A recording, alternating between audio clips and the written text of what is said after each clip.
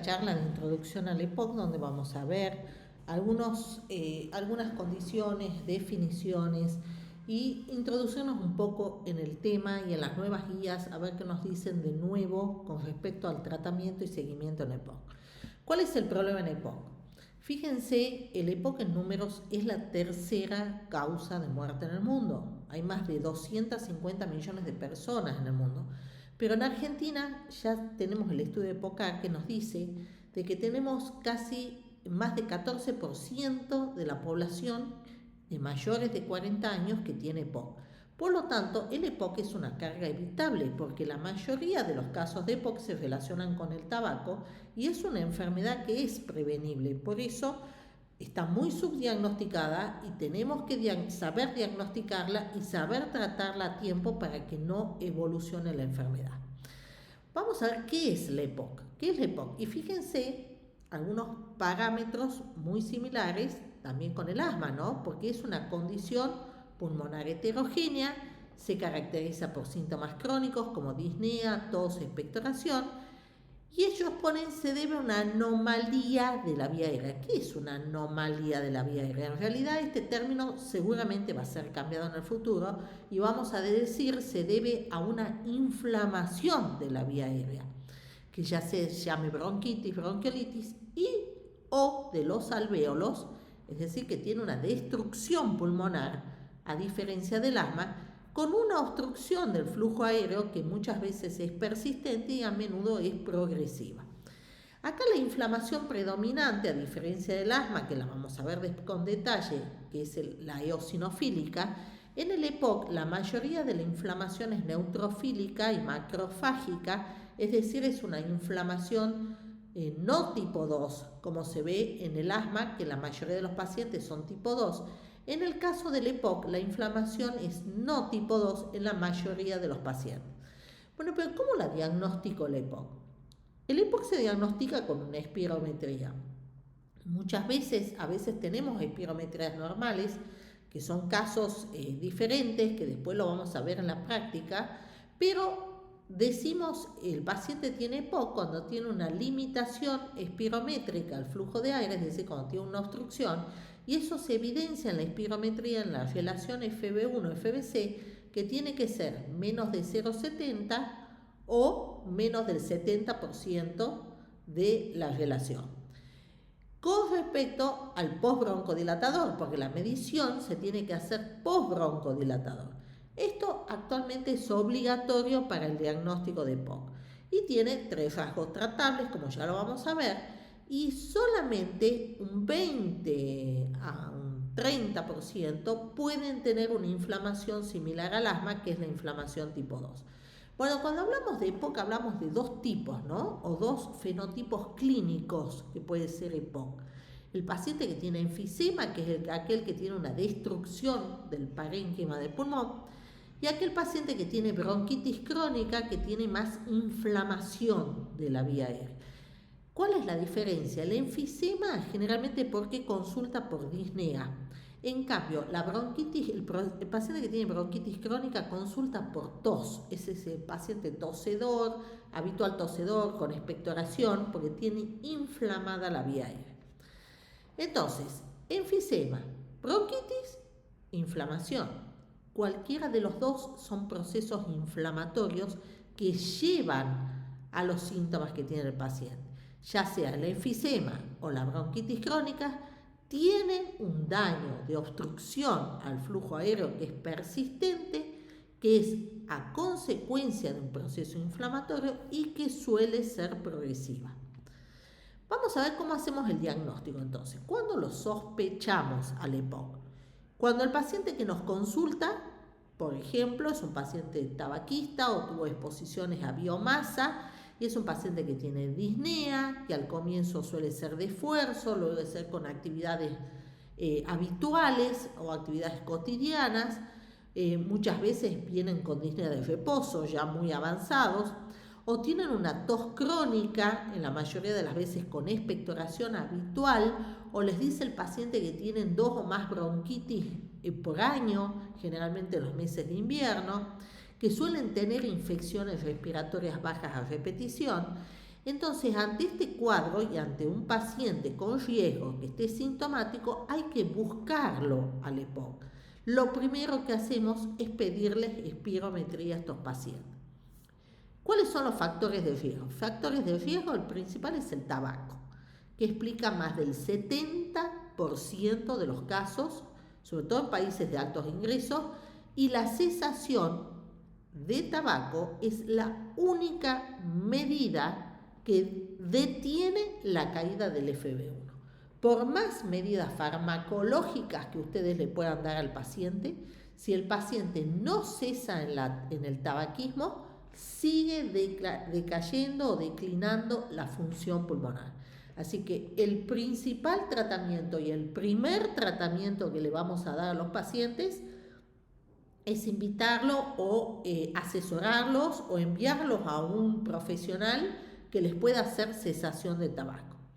Otras exposiciones aparte del tabaco también tenemos, sobre todo en medios como en países como los nuestros, humo de biomasa. Tenemos que preguntar si tuvo exposición a leña y carbón, la contaminación intradomiciliaria, exposiciones ocupacionales a polvos, gases, humos, el déficit de alfa-tripsina, que lo buscamos sobre todo cuando son EPOC jóvenes, cuando tienen un panenfisema o cuando el enfisema empieza en las bases del pulmón y no en los vértices, cuando son personas de 30 años o más, siempre buscar déficit de alfa-1 antitripsina.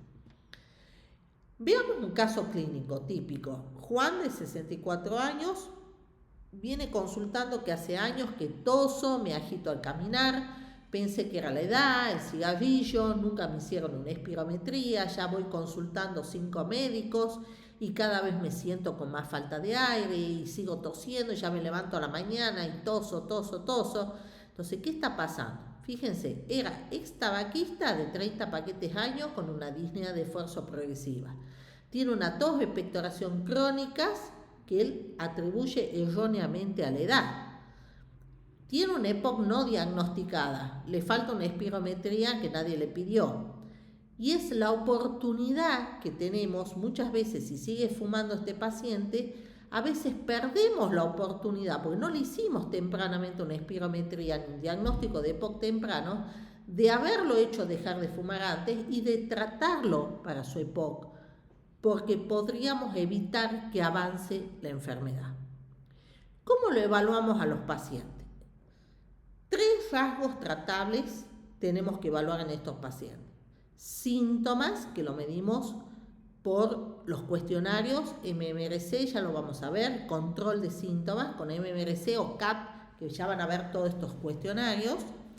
Exacerbaciones, y exacerbaciones en los últimos 12 meses, antes decíamos 2 moderadas o 1 severa, hoy actualmente con GOL, ya lo vamos a ver a la actualización, ya decimos 1 exacerbación en el último año, ya tenemos que prestar atención en estos pacientes, y la función pulmonar.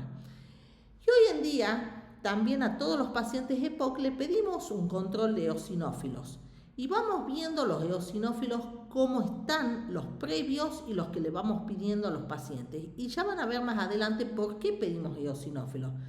Tenemos en la cabeza que estos pacientes no son eosinofílicos, son la mayoría de los pacientes neutrofílicos. Pero ustedes fíjense que hoy en día con el advenimiento de los biológicos aprendimos que no solo al asma le pedimos eosinófilos, a los pacientes EPOC también, porque nos va a variar el tratamiento si tienen menos de 100 eosinófilos o más de 300, más de 100, menos de 100 o más de 300 eosinófilos.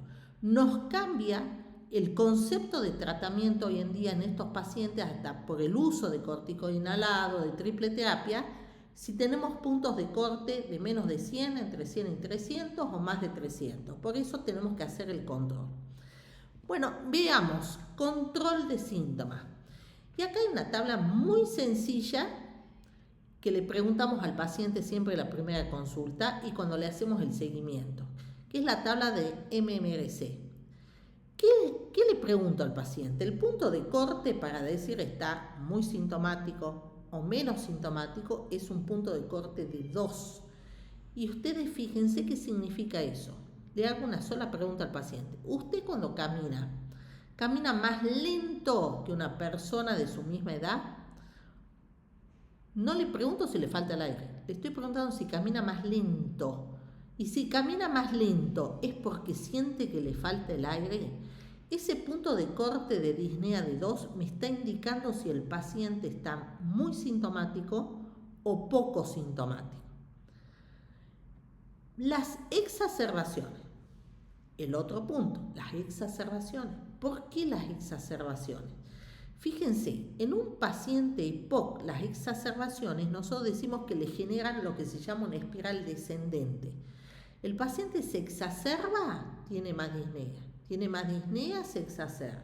Se vuelve a exacerbar, tiene más disnea hasta que termina provocándole una discapacidad.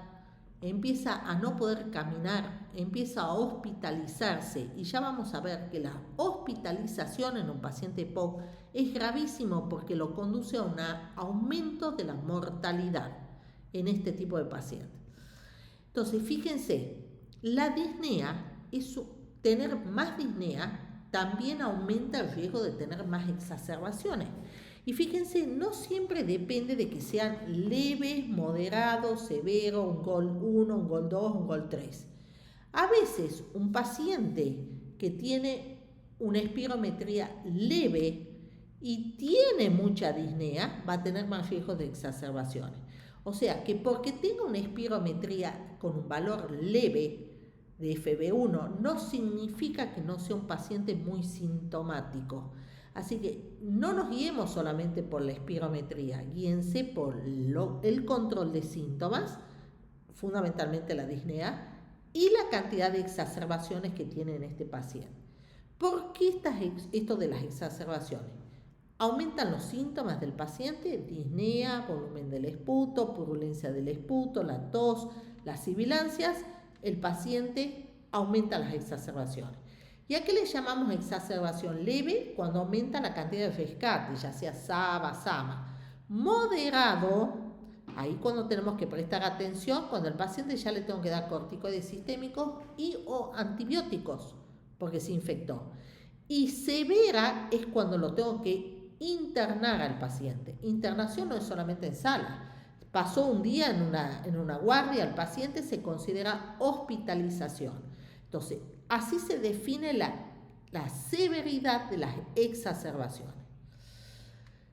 ¿Qué factores pueden tener estos pacientes para exacerbar? Y fíjense, tener ciertas comorbilidades aumentan la cantidad de exacerbaciones. Por ejemplo, de tener enfermedades cardiovasculares, apneas de sueño, reflujo gastroesofágico, obesidad, dislipemia, diabetes, bronquiectasias, desórdenes mentales como ansiedad y depresión. Todo esto, seguir fumando, todo esto, todas estas comorbilidades que tienen estos pacientes aumentan el riesgo de exacerbaciones. Haber tenido exacerbaciones previas. Si ya tuvo una exacerbación previa, el paciente sigue aumentando el riesgo de tener exacerbaciones. Si tiene infecciones a repetición, si hay polución donde vive. Todo esto provoca riesgo de exacerbaciones. Esto es lo que les decía. Miren, el paciente tuvo una exacerbación. De la primera a la segunda pasa muy poco tiempo. Y de la segunda a las sucesivas pasa menos tiempo. Se va cortando el tiempo en que tiene las siguientes exacerbaciones. Por lo tanto, ya tener una exacerbación el año previo, ya va a tener mucho riesgo de tener futuras exacerbaciones.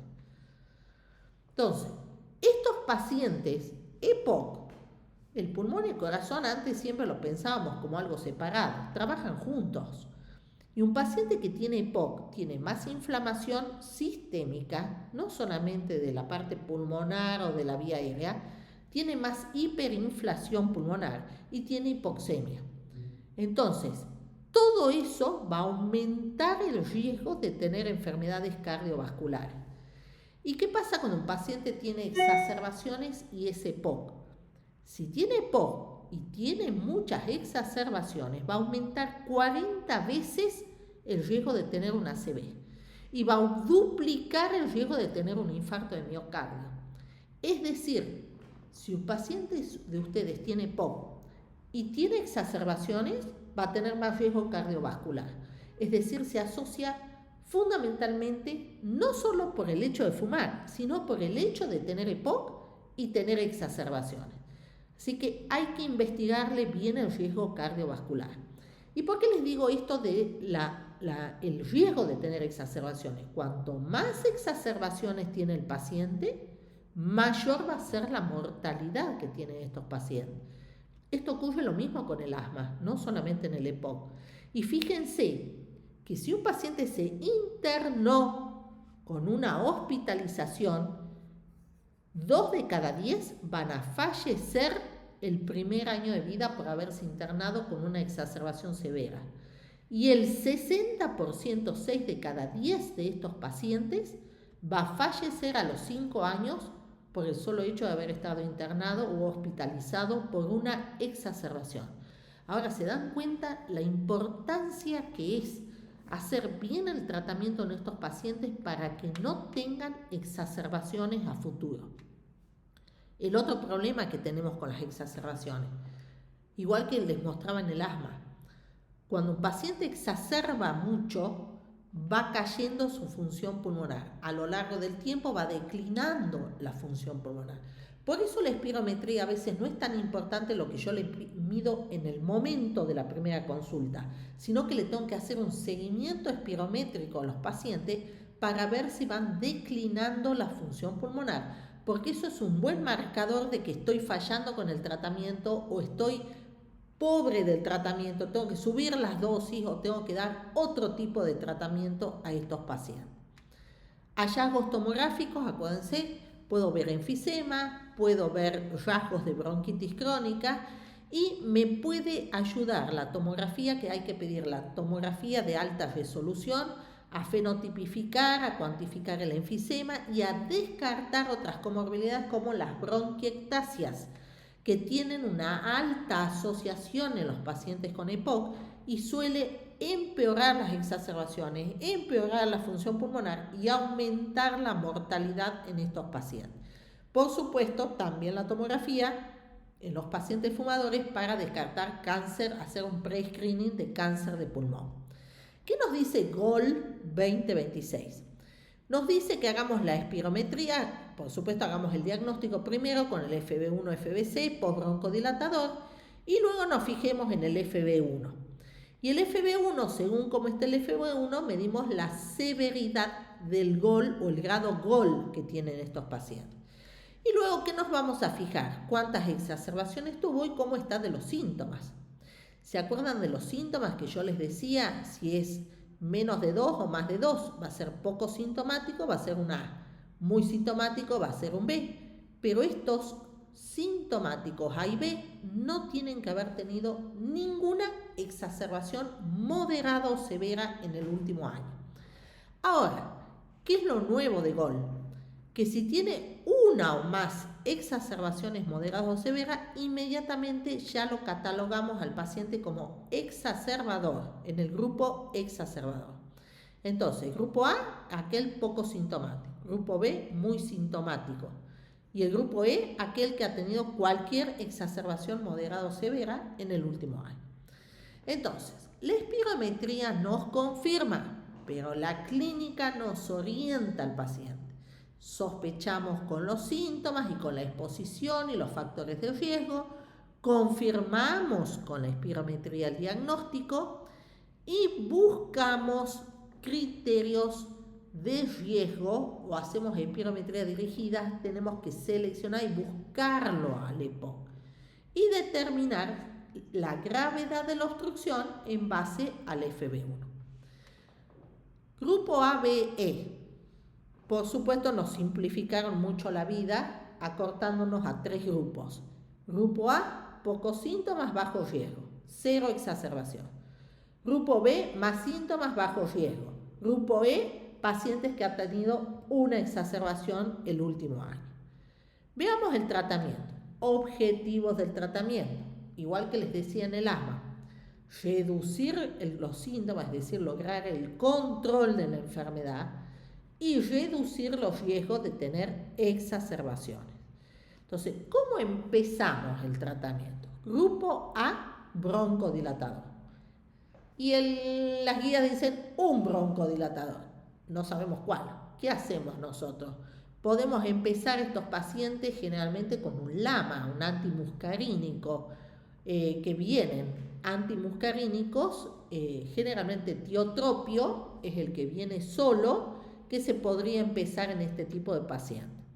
En el grupo B ya tenemos que empezar con 2 broncodilatadores, LAMA más LAMA. Y en el grupo E empezamos con LAMA más LAMA, pero tenemos que plantearnos cuál es el tipo de paciente que tal vez necesite un corticoide inhalado asociado. Entonces, siempre LABA-LAMA, en el caso del EPOC, LABA-LAMA de base. Y veremos si en el E le introducimos un corticoide inhalado. Si el paciente tiene ya más de 300 eosinófilos repetidas veces de base, directamente empezamos con una triple terapia. No estamos esperando que exacerbe a repetición. Pero si el paciente está con un LABA-LAMA y exacerba, le introducimos el corticoide inhalado. Entonces, ¿qué evaluamos? Disnea, los síntomas. Si tiene solamente síntomas, empezábamos con una doble terapia, LABA-LAMA. Sin mejoría, cambiamos el dispositivo, la molécula, evaluamos la técnica, la adherencia y el paciente tiene eosinófilos bajos, menos de 100, lo mandamos a rehabilitación pulmonar. Consideramos el día de mañana vamos a tener disponible la ensifentrina, que es para la disnea, se vio en los ensayos clínicos que mejora la disnea, no la tenemos disponible actualmente, pero ya la vamos a tener. Y si es un exacerbador, generalmente siempre se empieza con LABA-LAMA. Si vemos que tiene los eosinófilos más de 100 y sigue exacerbando, le podemos introducir el corticoide inhalado. Si los eosinófilos son menos de 100, ya sabemos que el corticoide inhalado no va a resultar. Entonces podemos agregarle acitromicina o roflumilaz, que es lo que disponemos. Y si ya tiene de entrada eosinófilos más de 300 permanentemente, directamente le ponemos la triple terapia. Ahora, ¿qué pasa si el paciente ya está con triple terapia y persiste en los eosinófilos altos y persiste con exacerbaciones y ya tiene antecedentes de eosinófilos repetidas veces más de 300? Ahí es un paciente que voy a pensar en un biológico para inflamación tipo 2. Pero eso lo vamos a ver en futuras charlas. ¿Cuál es la escalera terapéutica en EPOC? Siempre introducimos un paciente con LABA-LAMA de entrada, evaluamos si es necesario poner el corticoide inhalado con triple terapia, si sigue exacerbando, y siempre y cuando tenga eosinófilos más de 100. Y si el paciente ya está con triple terapia, sigue exacerbando los eosinófilos más de 300, ya pensamos en el biológico. ¿Cómo hacemos el seguimiento en estos pacientes? En el seguimiento tenemos que ver qué predomina. Predomina la disnea, entonces evaluamos técnica, adherencia y todo los pasos que les fui diciendo. Ahora, si predominan las exacerbaciones y está con LABA-LAMA, tengo que ver el adicional del corticoide inhalado y si está con triple terapia, adicionar el biológico según la inflamación, el tipo de inflamación que tiene. Entonces, tenemos que ir evaluando los pacientes y evaluar las exacerbaciones. Las exacerbaciones son un empeoramiento sostenido de los síntomas en donde el paciente en menos de 14 días, en menos de las últimas 2 semanas, empeoró abruptamente esos síntomas y suele acelerar la caída de la función pulmonar.